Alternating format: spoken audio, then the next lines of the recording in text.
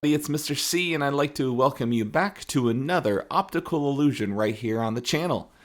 So you're looking at an American flag, but the colors are all mixed up. So I want you to keep staring at the flag right now. I know you see cyan, you see black, and you see yellow, but keep staring at the center of the flag.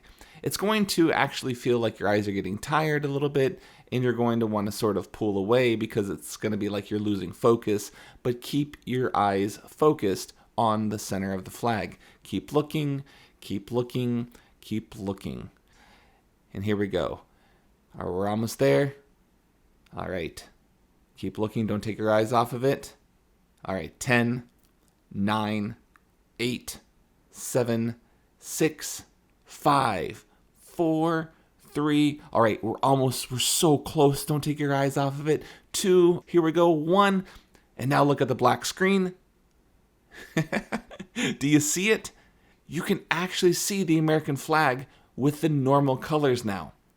That is an awesome optical illusion that has your brain and your eyes going wonky. So if you liked it, make sure you give us a thumbs up. Make sure you hit that subscribe button, and we'll see you, well, you'll see something in the next video.